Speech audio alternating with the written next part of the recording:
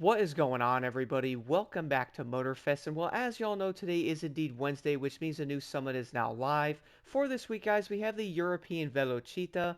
I am most likely not saying that correctly, but I did look up a couple of different ways to say it. So hopefully I'm going to be slightly close. Nonetheless, though, the rewards on this are going to be the Italian Nitro in Platinum. We then have the Maserati MC12 in Gold, which, by the way, if you guys actually own this vehicle, you also get some money back for it.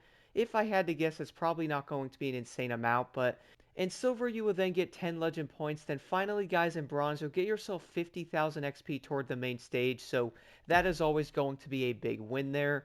And then moving over to the next summit, guys, is going to be the European Elegance. It is actually going to bring back a very old spoke, which is indeed the French Touch. I do remember this one coming out a very long time ago in the Crew 2, so I'm interested to see how much money you will actually get if you already own this smoke for that matter. But in gold, guys, we have ourselves 100,000 bucks, and then in silver you'll get yourself some legendary parts for the racing class. Then finally in bronze, 5,000 spare parts. Looking at the summit though, guys, I would say it is going to be a pretty interesting one. So it's going to be Hypercar Rally Indoor Racing compared to some of the summits being like two different classes. So I'm honestly pretty dang happy to see three different classes in a summit.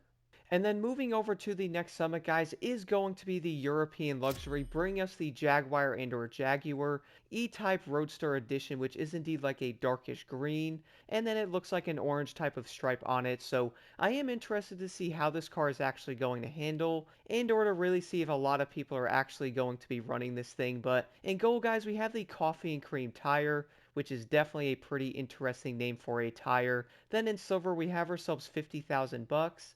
And then once again, guys, 50,000 XP toward the lovely main stage. And then, of course, guys, the last summit until the next season in Motorfest is going to be the final battle. It looks like it has a pretty interesting looking underglow, which I have to admit doesn't look all that great from first glance. And then moving over to the summit, guys, I would say it is going to be a nice mix of events, basically the street tier 2 and or like hypercar races, and I really do think many people are most likely going to mix up different cars. So the first thing here is going to be the race on the right. It is going to be a hypercar event where you can pick any vehicle from Italy, so Lamborghini and or Ferrari.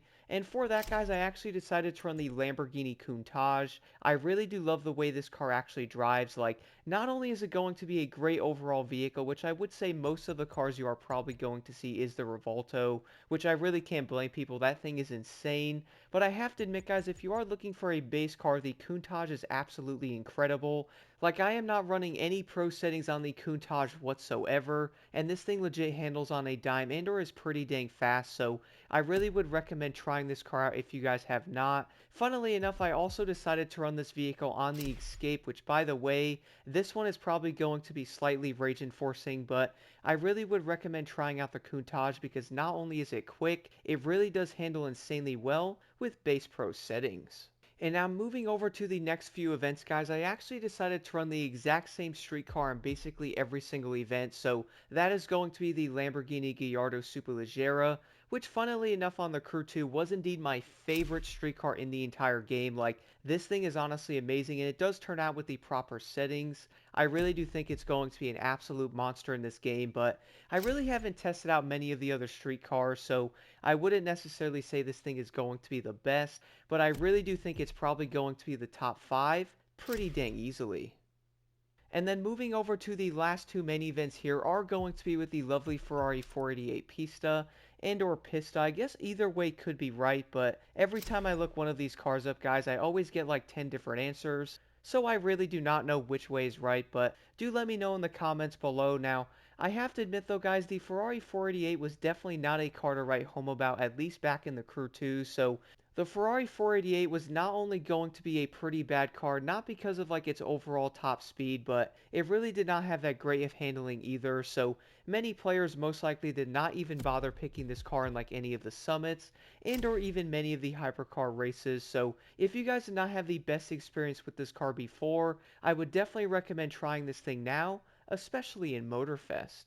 And then moving over to the slalom, guys, I once again decided to run an oddball class you'd most likely never see in one, which is going to be the monster class here, which I would say many players are most likely aiming at like a racing and or like an Alpha GP car for these. But nonetheless though, guys, if you really do want to run an odd class, do keep in mind a monster can easily keep up with like the other cars and or like the scoring. So the biggest thing here, as long as you have a score breaker set with the maxed out with fixed stats, and also, guys, do not forget about the legend points to get the highest score possible. And then moving over to the final skill, guys, is going to be a speed trap. So for this one, you will obviously have to use a drag car because they are most likely the fastest. At least we have discovered this so far, but for me, guys, I actually decided to run the Dodge Viper SRT10, which I would say looking at the leaderboards is going to look, well, slightly odd for that matter because everyone's running the Burning Wheels edition, but I did want to use something different to really see what it can do. So 371 miles an hour with the Dodge Viper is honestly pretty insane.